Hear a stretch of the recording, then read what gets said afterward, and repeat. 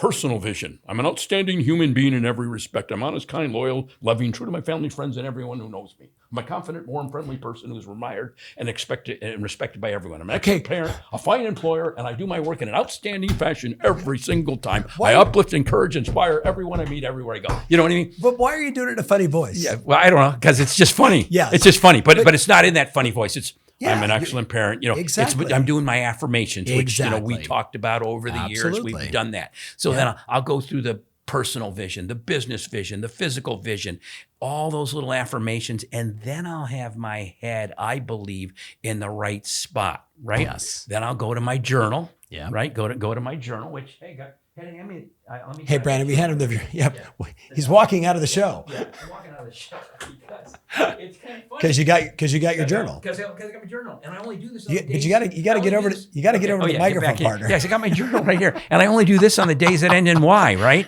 Yes. Okay.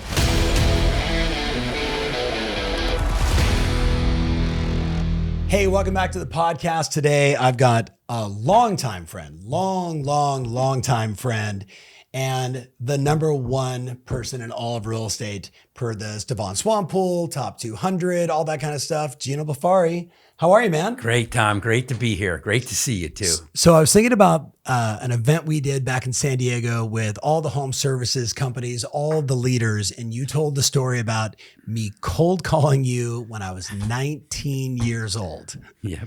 That was quite a story. And you were kind enough to buy a ticket to go to one of my dad's events. I'm always grateful for that. So I just want that to be on record here on the podcast. You were making sure of that, though.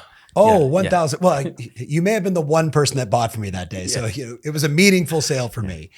So, Gino, for the people that maybe don't have context for you, right? You run this monster conglomerate in real estate, but you've been in the space for a long time. Give my friend listening, give him the backstory. Who is Gino Blefari? Yeah. What have you done in real estate before we get into all these things we want to discuss today? It has been a long time, Tom, when I think about it, because when was it when you called me? It was like 1989. 1989, and I had been in for 4 years by then. I'd been in since 85. Yeah. Okay.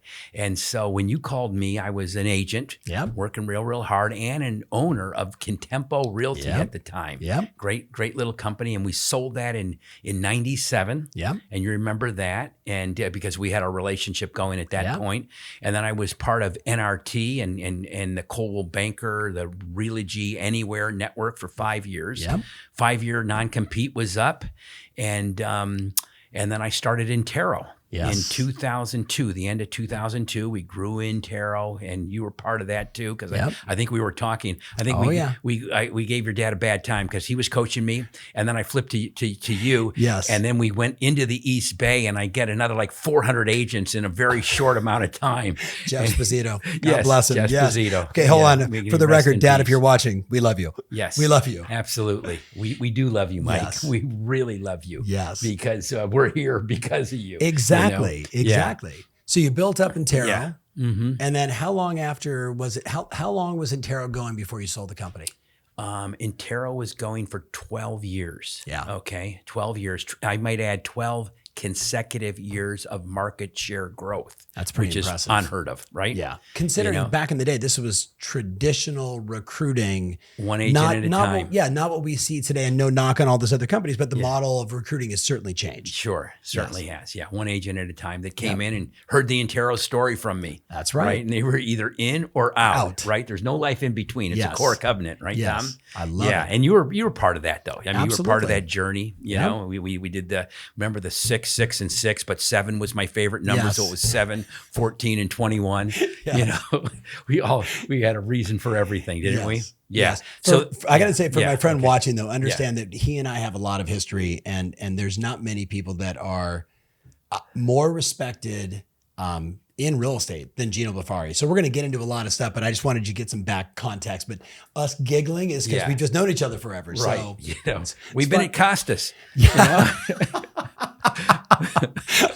I survived Costas. Right. The old Superstar Retreat days. So when you sold the company, so you went from being an agent, right, and being a dominant agent, right, selling 40, 50 homes a year, never less than 50, right, for 10 years straight. Then actually, from 1986 to 1998, I was the number one agent. I was Andy C. in Santa Clara County. Okay. I mean, that's, different amount. Andy's been on the show a couple times, so people have context for Andy. Sure. But then you're selling, and then you're managing, and then you guys build up that company, you sell it, you go to work as a corporate guy, which had to be different for you. It was. Then that ends, then you start another company and you build that thing up like a rocket ship and you sell it again. Like, I mean, for a lot of, maybe the person listening right now, like that's the dream. Like, do you ever dream of building something and selling it? If so, like leave a comment down below. I just want to see the inspiration when I'm watching the comments on this later. But then you became a corporate guy. Yeah, and at the time, I wasn't planning on selling. I remember, the story. I got a call out of the blue from Ron Peltier saying, Warren loves real estate. And I'm like, Warren? Warren who? Warren who, yeah. And then, Warren Buffett. Oh, yeah. And he bought a franchise network, and they're looking for a CEO. We want to know if you want to do it. Yeah. Like, he called me back a week later. I said, geez, Ron, I'm flattered that you asked me this, but no, I've got a great gig going here at Intero. Yeah. And I said, plus, it wouldn't be a little bit strange to own a regional company and be the CEO of a brand?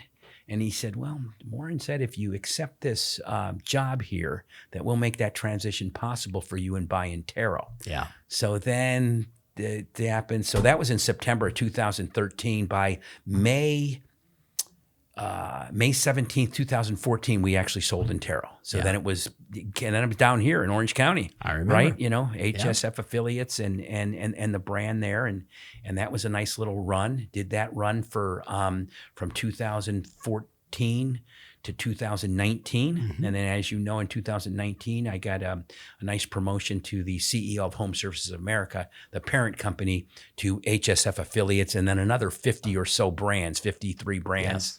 Yes. Some of the great companies around, probably some of the great people listening at Long and Foster and Edina and, all the different independent companies Nichols, that are around. You go right on down the line. On down the line, yeah. So Intero, right? Yep, of course. And Intero, yeah. So that's kind of been the journey. And then, with all that's been going on and all the changes right now, and our CEO of the brand resigned, and so I took over, as we all always do more, right, during the different times. Right. So I'm now the CEO of the parent company, HomeServices of America, which is in the mortgage, title, insurance, brokerage, and franchise business. But I'm also back now in the seat as the chairman and CEO of Berkshire Hathaway Home Services. So that's what I was doing today. So there's just so much to unpack here. And I know, Gino, for the person listening right now, there's this statement that's been going around real estate, which is it's hard, right? It's hard right now. And you and I've seen the waves. We've been through this, multiple decades. Yeah. Doesn't make it any easier, right? Mm-hmm. But the one thing that always seems to trump a challenging market and or a great market is work ethic and mindset. Yeah. How in your mind, the person working right, they're like, man, I'm working my face off and I'm making less money, right? Like, and I don't wish that on anybody, but like sometimes that's just the cycle that we're in. It is. And cycles change. Yeah. So what advice do you have for the person that needs to get a little grittier? Yeah. Needs to work a little harder, be a little more disciplined. What insights do you have? Okay. Well, let me, I say it's like three things. It's mindset, work ethic, and skills. Yeah. It's a trifecta. Yeah. But I would say this too to the audience here.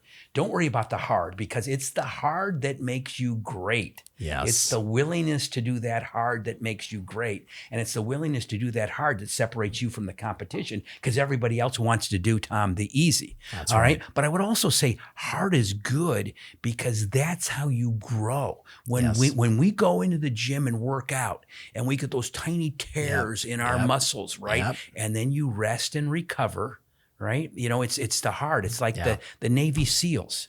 They put you through that training to get you to quit because it's so hard, right? But that's when we grow, during the hard piece too. So mindset, work ethic, skills, three very important things, and I probably would have to say the most important thing is probably the mindset, being in that right mindset. But they're all so, it's like, Tom, you're correct with Gino. What's working for the agents? Tom, when they work. Yeah. That's what works. Yeah. You know what's working right now? Yeah. Working. Yeah.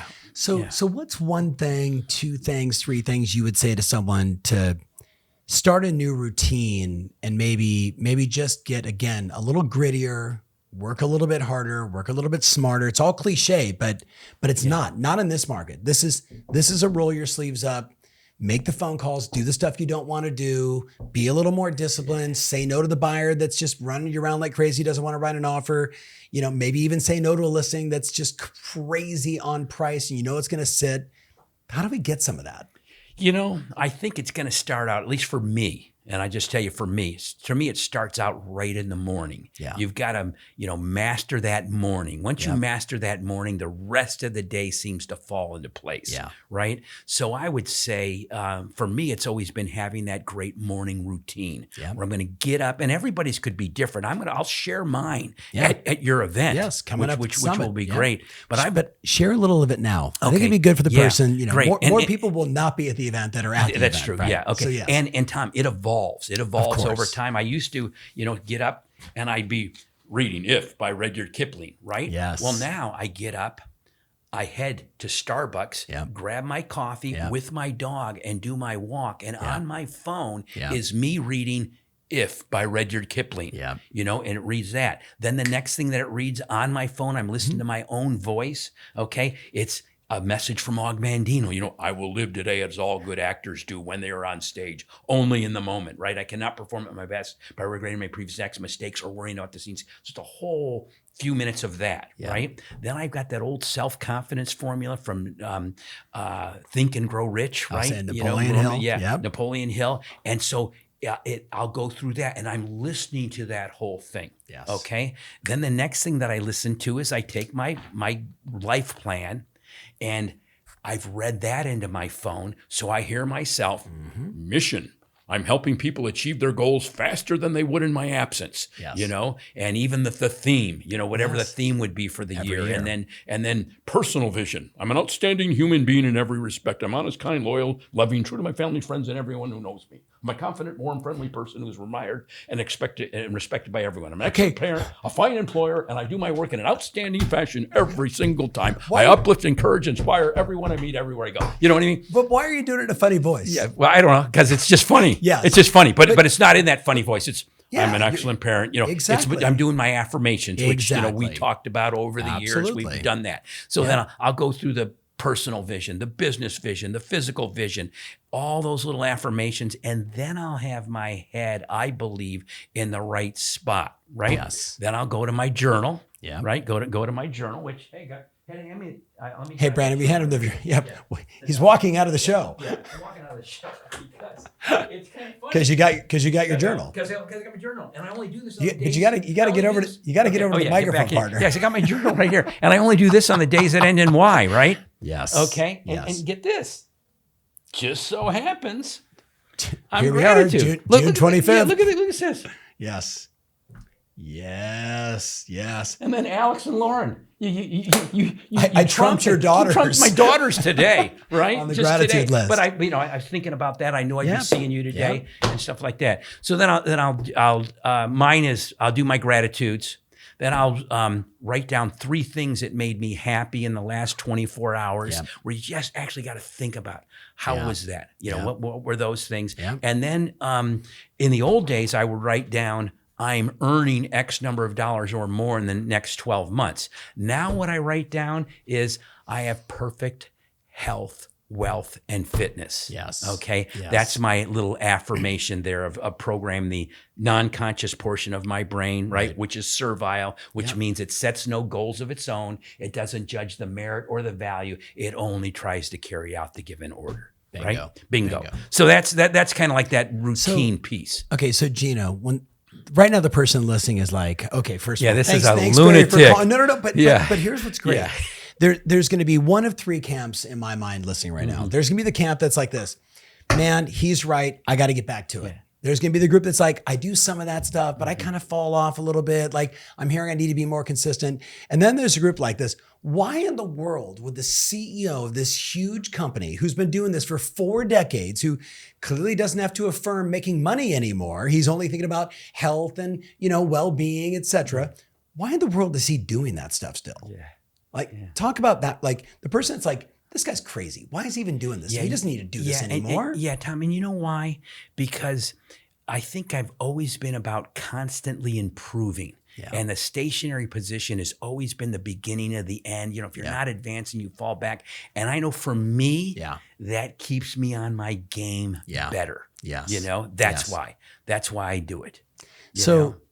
I'm going to make this statement. You and I get to talk a lot. We talk Saturday, Sunday morning, right? And we get we talk about life and business and what everything mainly happening, life, right? Everything happening.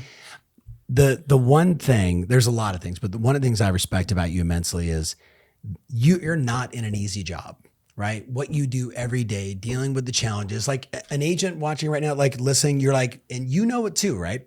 But he's got the weight of 60,000 agents and 50 different presidents and reporting up to this monster company.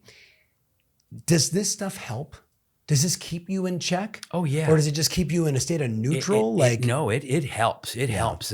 Like starting with the, now I understand the secret is that changing the attitudes of others, and that's to change my own. Yes. All those little things that you say to yourself. Right. Okay.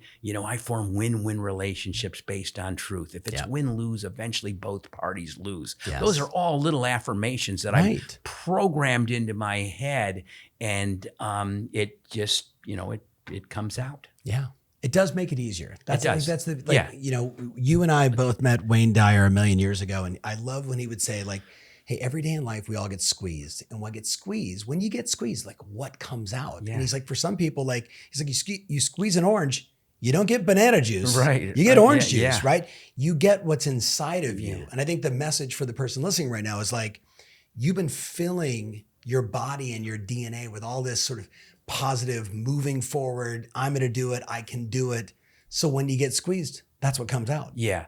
And Tom, I think the other thing too is what everybody needs to know. You need to get around people that are like-minded. And that's why, and I haven't done it as much as you notice I'll be there every day at the summit. Yeah. I'll be there for those things. Those things are great. Yeah. Because it keeps the complacency out of you. Bingo. The most insidious disease in the world, right? Sits up on your shoulders. Hey, where I'm doing is just fine. I'm okay. Right? Yeah. I'm okay, right? But if you go to there and you see the Andy C's and you see the different type, top, all those top people, it is motivating. For sure. Okay, it is motivating. Maxine Gellon's at 85, right? Carol Garrison, I just talked to. Yeah, Carol Garrison. Tim Smith, all these. You're right. Christoph Chu, this would be his 21st Success Summit. He's been every year. Shout out to Christoph. Is he still a CB guy? Yes. Yes, right. Yes. I know him. Yeah, he's a great guy.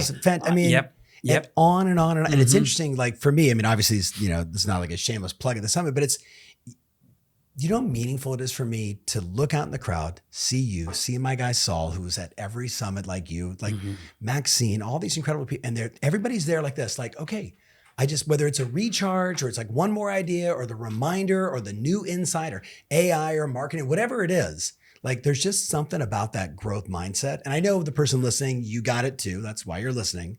So, but let's switch gears for a second. Tom, and I will say that too. Yeah. The huge thing is, almost not even being trained on something new is the reminder. Yes. We all need that reminder. Yeah. And that's what the morning routine does to me. For sure. It reminds me. Yeah. 100%. Yeah.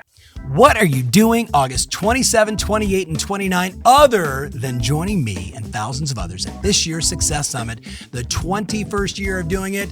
And here's where it's all going to start. It's my prediction. I've only made 4 of them in 3 decades. My prediction is between now and the end of the year, all the way through 2027, there's going to be absolutely no change. Yes, inventory levels the same. Interest rates, if we are lucky, they'll be in the mid 6s. There's going to be no change except for the changes that you make. And if you're looking to get ahead of the curve, be a forward thinker, spend time with top agents and people that are aspiring to do even more. If you want to learn the very best listing attraction, AI tools, marketing tools, systems, and processes to build your business, and most importantly, get some time back, because this is the market for the unforeseen future that I encourage you to check out this year's Success Summit.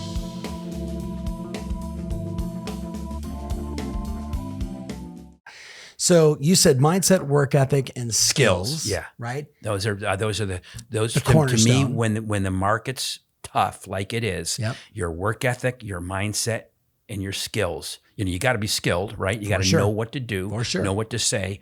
Mindset's so important. And then, we got to work.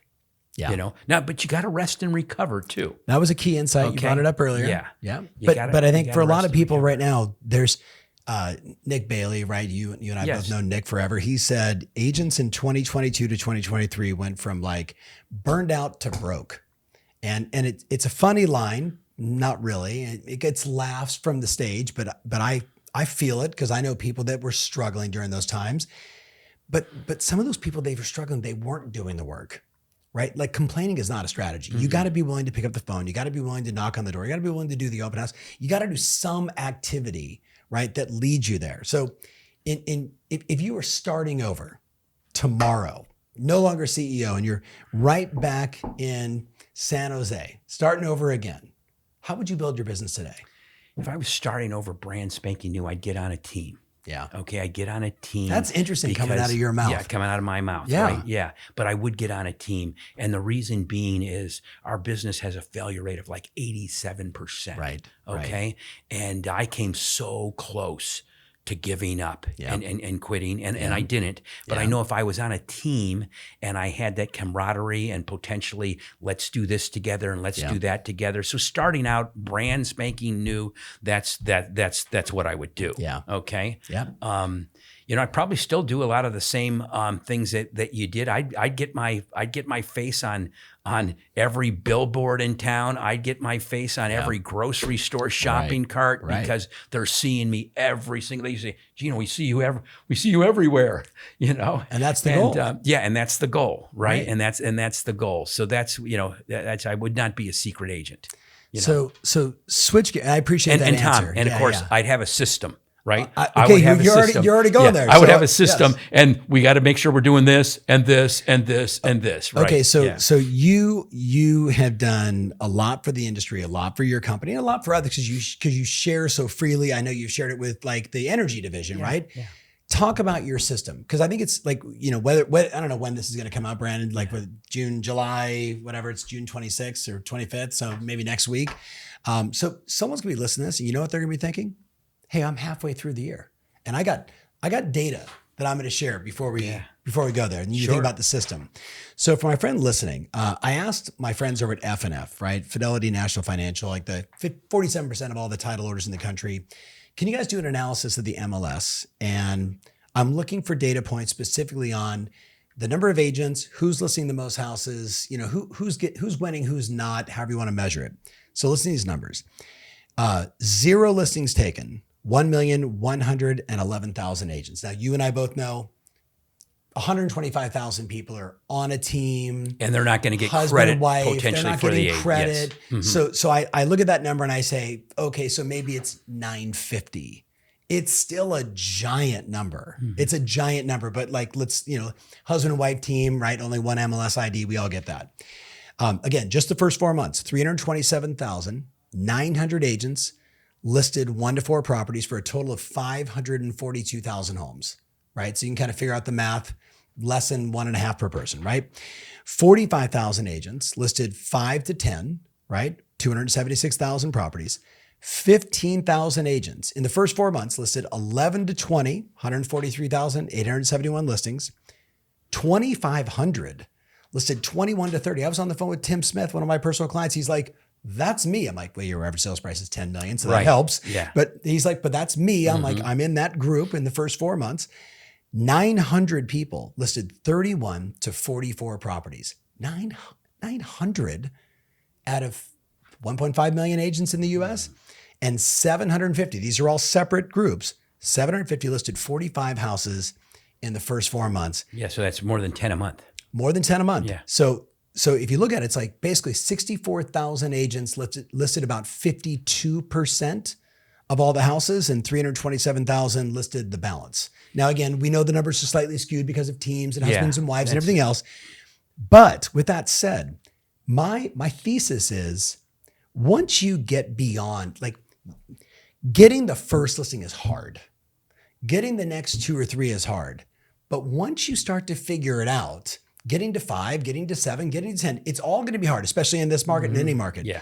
But when you start getting 10, 12, 15, 20, 30, and you're doing it year in and year out, they have a system. Yeah, and they also have a system, but also too, they get that listing and their self-image starts to change. Bingo. And we perform how we see ourselves, right? That's why I always talk about work harder on yourself than you do on your job, right? Yeah. And so that kind of momentum helps you to change. I mean, the best time to get a listing is right after you got a listing, right? 100%. Yeah. 100%. One of the things that interesting stats though. Yeah. It's fascinating. And again, by the time I get to the summit, I'll have January to probably July. Yeah. And it'd be interesting to see how it shakes out. And we should dig in too to see the teams and how many team that kind of thing. 100%. How many you have on your team? Okay, it's 15 and one guy's getting credit for it. 100%. Yeah. 100. And we got teams now that have 200 people on their team. Right. But we know, like, whether we look at the Wall Street Journal list or we look at the America's Best list in the US for all my friends around the world, because we track Canada's a little bit harder. Europe is almost impossible. Australia, we have a little better concept or context for. But in the US, if there's 27,000 people on the America's Best list, only half of them are teams. It's only 13,500 teams, but these teams have become bigger and bigger. Yeah. With that said, though, one of the things that has always been insightful when you would share at my audiences is you would talk about the system. So whether it is I do these 4 things every time, or if I was running a business, I do these 17 things. Give us context for maybe those 4 things. Yeah, I think because again, it's the second half of the year. Yeah. I got to reset my intentions, reset my focus. Talk to us. Yeah. Well, the system, when I talk about systems, this is kind of like a system if I'm running a team or I'm running an office or you're running a company. Yep. And it's basically, based on, 4 things, 4 disciplines, focus, right? Just make sure you're focusing on not everything, like sometimes you got to say no to good ideas, right? Yep. So it's focus. The next one's leverage, right? What are the 1 or 2 things that I can do that'll have the highest impact on me getting to where I need to go, right? Yeah.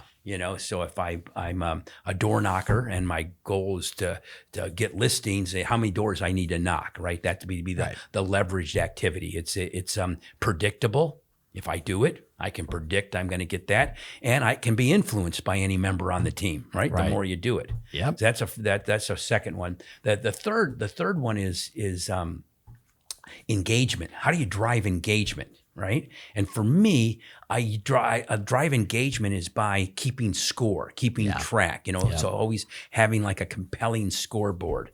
So you got focus, you got leverage, you got engagement. And the 4th one is the hardest one, and that's accountability. Just to be accountable for what you do. And typically what I do with my teams and my leaders and things like that is I have a call, okay? And the thing is, you can't have a call once per month. You have to have a call every week, because what happens is the whirlwind will take over. Bingo. Because there's so much else going on. Yep. Right. And so when you go for your focus, where you're focusing in on the most important things you need, the 1, 2, or maybe 3 most important things you're going to do, that's outside of the whirlwind. That's outside of the normal job that you have to do. I have to do this and I have to do that. I have to do all of those things. But my real focus is that, right? Can I just I want to add context, because I've been teaching this, since we started talking about it a decade ago. And I tell people, just once a quarter, have 3 goals. Have how many listing appointments do you want to go on?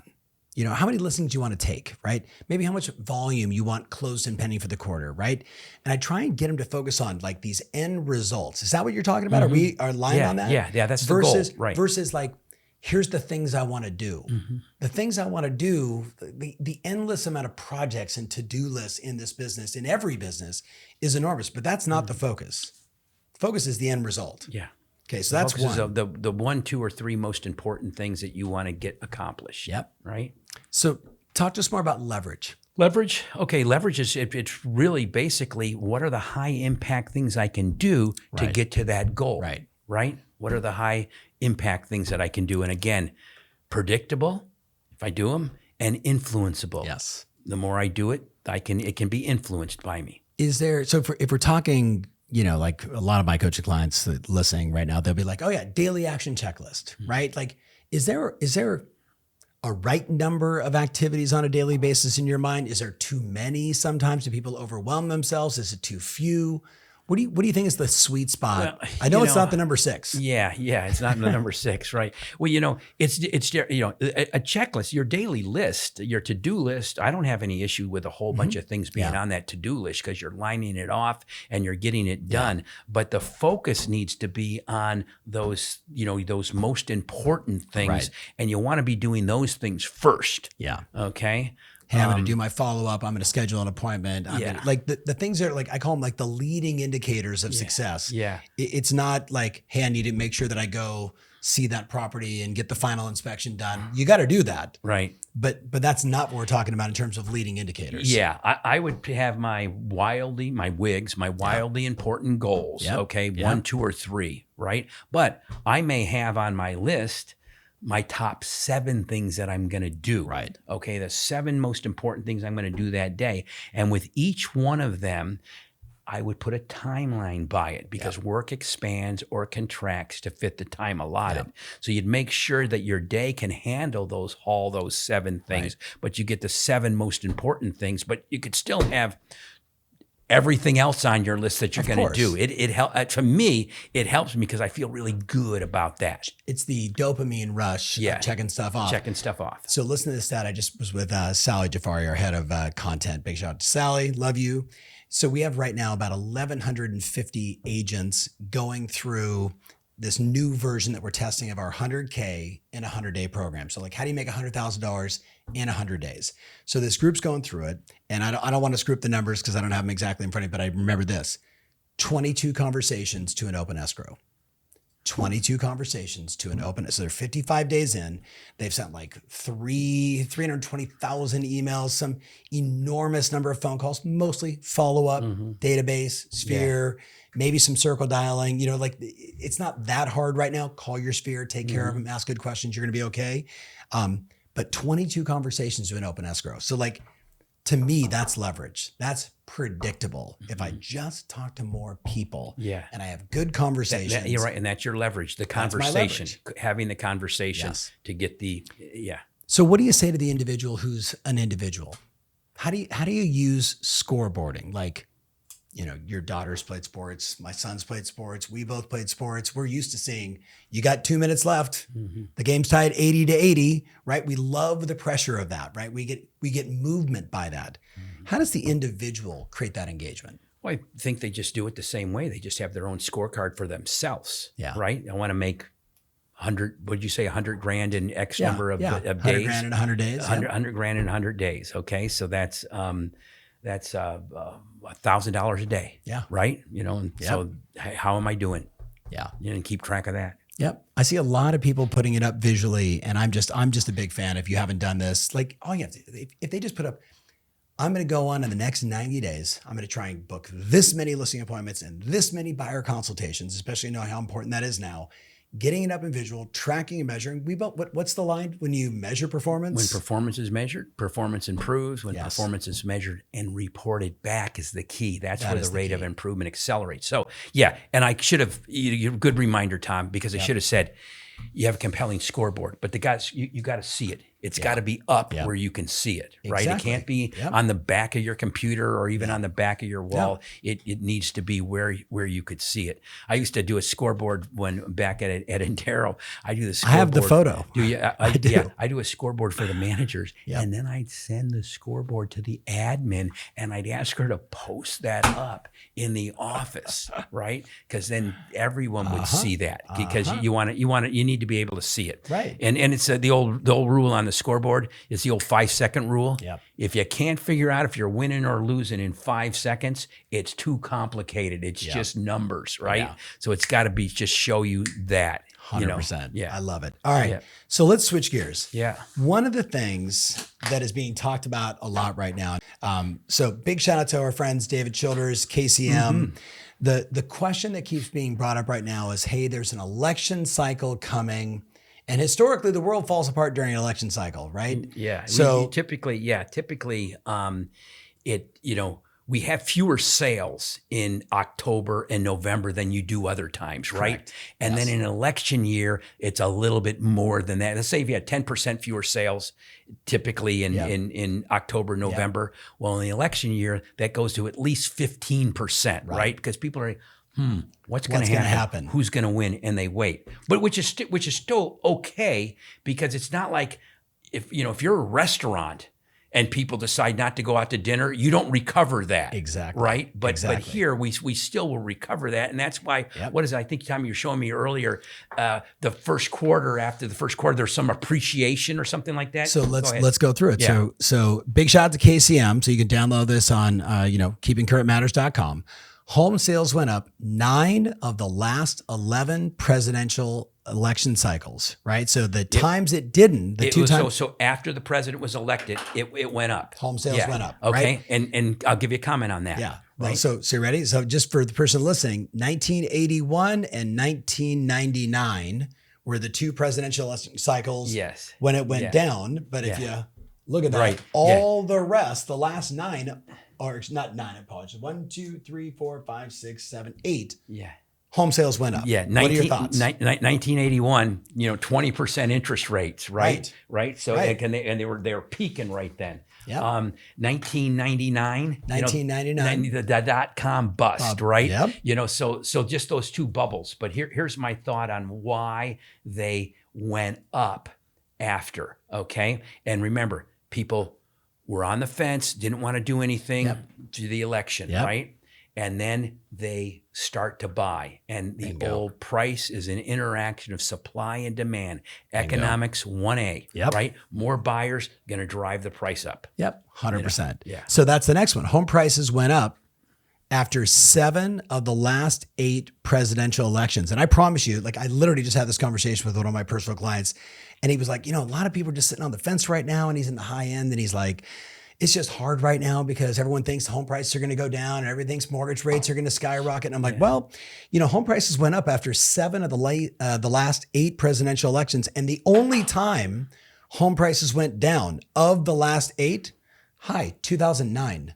I don't think it was the presidential election cycle that caused that. That was a global economic meltdown. Yeah, the great financial crisis, where you had a flood of homes coming on, flood of REOs coming on. So even though there were more buyers probably in 2009, because there was such an influx of homes on the market. And it's so funny, Tom, because it's always comes down to that basic economics 1A, when I learned when I took my first class on economics, and price is an interaction of supply and demand. That's it. And it's just, it all this stuff does is prove it. Yes. So it's interesting, depending upon where this person is listening around the world or watching. By the way, will you put in the comments, where are you from? I would love to see that. Where you're from, wherever you're watching, just put it in the comments. It just gives me insight, because we got people all over the world. I got people down the street here in Orange County. The other one that comes up all the time is mortgage rates, right? So watch this. Mortgage rates decreased leading up to 8 of the last 11 presidential elections. So here's the years where it went backwards, or the rates went up. 1980, no shock, went from 12.19 to 14.21. 1992, rates went all the way from 8.13 to 8.31. And in 2016, they went from 3.44 to 3.77. Boy, what would we do with a 3.77 interest rate today? Oh my goodness. So what do you say to that? I say it probably doesn't really surprise me too much. Okay. The current administration is always going to want to make it look pretty good, as good as right? possible. As good as possible for them. Yeah. So. Not a political thing. Any incumbent is going to do any that. incumbent. They want to do that. Yeah. So from a skill standpoint, what would you do? How would you share this information with a buyer or seller? I'd get it into a script where it would just speak, but come out in my own language. And they thought, how's the market going to be, and be able to just reiterate these stats. Yeah. Would you be shocked to hear that 9 out of the last 11 Right. times that home prices went like this? Yeah. So the only thing I would say to my friend watching, I agree 100%, get it into your most comfortable language.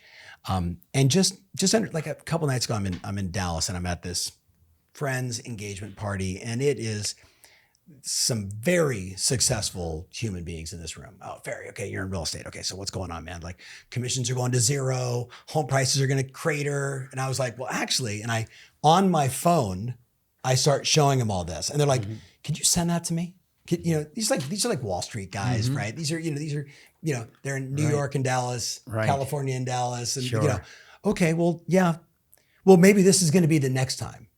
I was like, well, you show me leading indicators that tell you that home prices are going to crater. Like, I'd like to know, what are you reading? Otherwise, here's what I got. And I would just encourage you to do the same thing. Get these from Keeping Current Matters. We'll post them as well. But I think at the end of the day, it's facts over feelings, right? Facts over feelings. Sure. So, closing thoughts as we wrap this up. This has been super fun. We bounced. We literally walked in. I'm like, no agenda. Let's just have a conversation. Sure. Yeah. And we could go for days. If this was the last podcast you were ever going to be on in residential real estate, I do not wish that on you, but just if this was the last, what's the message you would want to say to the industry? I would say that, I would for sure, I would thank the industry. It's been, I think baseball has been really good for me, right? Yes. Yes. But so I thank the industry, but it's right now, I think it's great to be a realtor, right? Right now, because you control your destiny so well by your work ethic, your mindset, and your skills. Yeah. Okay. And so I would just say have fun. Have fun. Yeah. I'd have a little faith too. Yeah. A little faith in yourself, a little faith that it's all going to work out. And to your point, mindset, work ethic, and skills. That's what it's all about. Yeah. Gino, I appreciate you always, man. Thank you for just stopping by, and I'm like, hey, let's do a show. Yeah. This is perfect. Right. Yeah. So, and thank you so much for watching. If you're not following Gino on Instagram or Facebook, absolutely check him out. And I can't wait to read the comments. Thank you so much for being a part of this. And I wish you an even better second half of 2024. We'll see you soon.